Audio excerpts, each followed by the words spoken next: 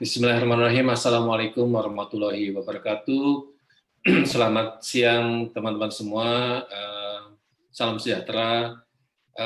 Pada siang hari ini saya mengucapkan terima kasih kepada Pak Ketua Umum Pak Harif dan juga Ketua Satgas Pak Jajat dan tim Pak Erwin yang dengan luar biasa menghimpun para expert dari seluruh himpunan dan juga kolegium untuk bisa berbagi tentang apa yang bisa dilakukan dari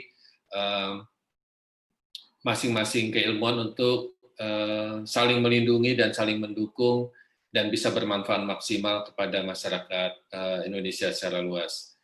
Next slide, Pak.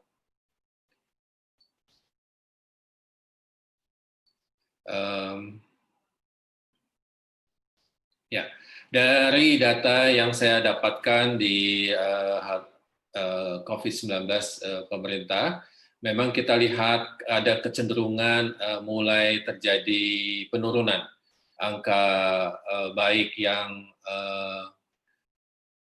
terkonfirmasi maupun yang meninggal dan terjadi peningkatan kecenderungan untuk pasien-pasien sembuh. Next slide, Pak.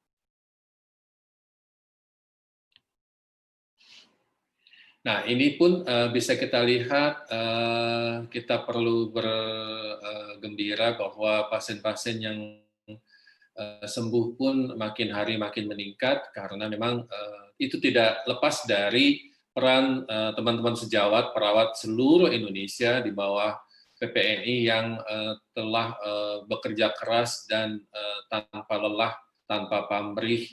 Saya sangat salut pada teman-teman semua. Teman-teman adalah pahlawan dan jihad ya, yang bisa membantu sejawat-sejawatnya bisa sembuh. Next.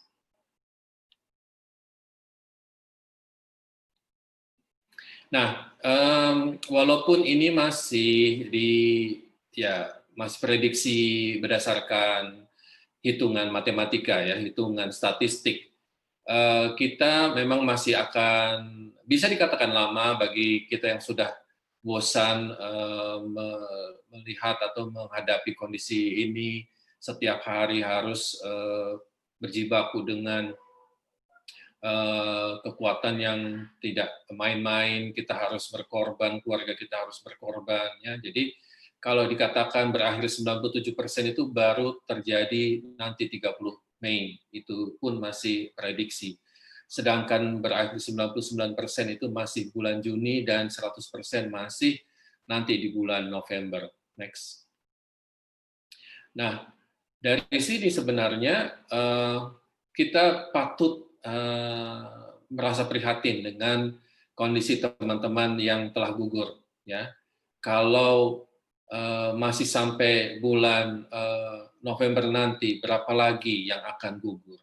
Apakah kita akan membiarkan ini terjadi? Tentu kita akan berupaya semaksimal mungkin, baik dari DPP sampai DPK harus saling bahu-membahu, saling mengisi untuk bisa bersinergi agar teman-teman yang sudah mengorbankan tenaganya dan waktunya itu bisa memberikan manfaat yang sebesar-besarnya bagi penurunan angka kematian akibat COVID-19 ini. Next.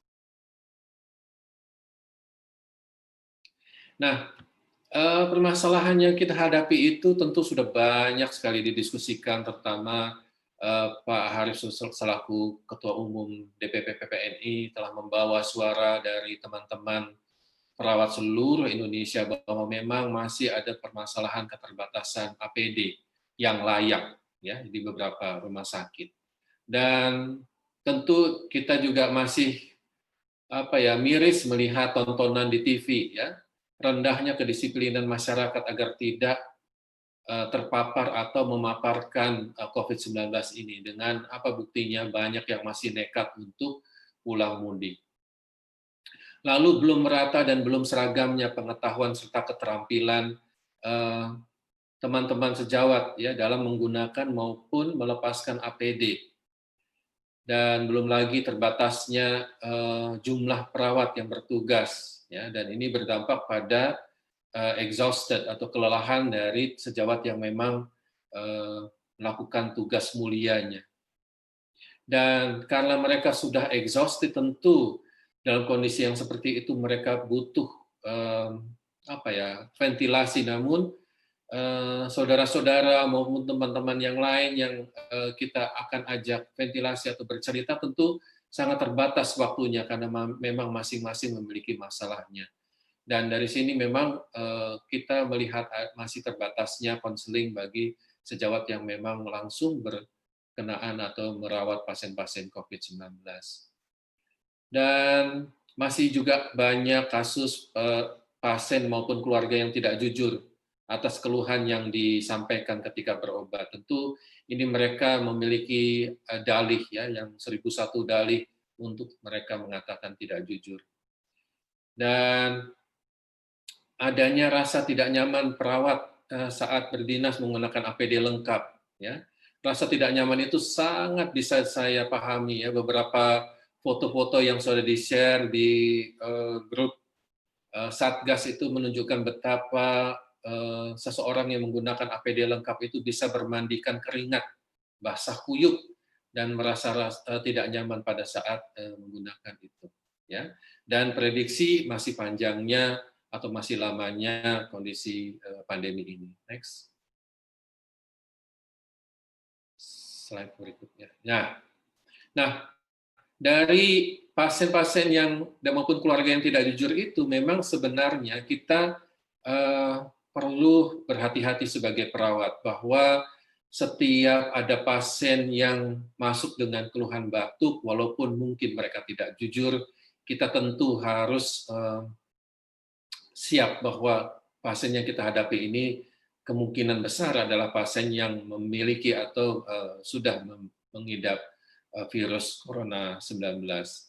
Dan ini yang kita harus ketahui, dan mungkin nanti pemateri sesudah saya maupun hari-hari berikutnya akan banyak membahas mendalam tentang apa saja gejala yang muncul pada pasien-pasien yang sudah terinfeksi COVID-19. Next. Intinya adalah kita jangan hanya tergantung dari kejujuran pasien. Kita juga harus memiliki kecerdasan dalam melihat keluhan-keluhan yang muncul atau dari cara kita melakukan pengkajian. Itu pun harus mampu mendapatkan data yang real. Misalnya, apakah Bapak atau Ibu memiliki riwayat demam? Ya, kalau mereka misalnya takut mengatakan bahwa dirinya demam, karena mereka akan nantinya dirujuk ke rumah sakit lain dan menjadi pingpongan ya, karena memang saya juga bisa memahami betapa rasa menjadi pasien atau keluarga pasien yang merasa dipingpong dari satu rumah sakit ke rumah sakit yang lain, sehingga mereka mungkin dari sini cenderung menutupi data-data yang penting.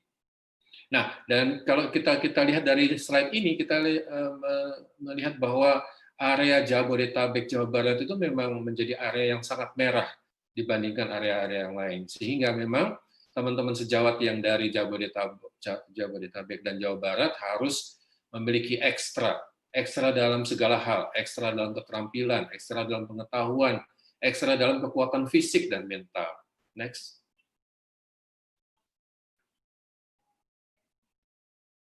Nah, ini juga kita harus sadari bahwa memang ada banyak pasien yang dari usia yang masih balita maupun anak-anak, remaja, dewasa, tetapi kebanyakan adalah di atas 50-an yang menderita dan bahkan sampai meninggal. Next. Dari sini pun kelihatan bahwa pasien pria jauh lebih banyak daripada wanita, ya.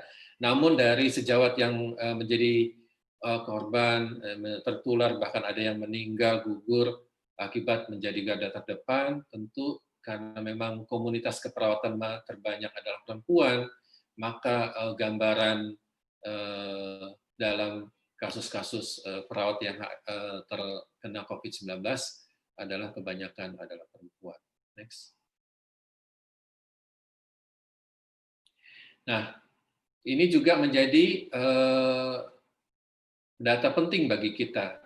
bagi orang-orang yang memiliki penyakit penyerta seperti hipertensi, diabetes mellitus, penyakit jantung, ini pun memiliki risiko lebih tinggi daripada pasien-pasien yang lain yang tidak memiliki penyakit penyerta menjadi faktor komorbid pasien COVID-19. Next. Nah, ini menjadi slide saya yang terakhir. Jadi, apa saja upaya yang perlu kita lakukan untuk optimalisasi penanganan COVID-19? Pertama, perawat harus jadi role model dalam penanganan COVID-19 ini.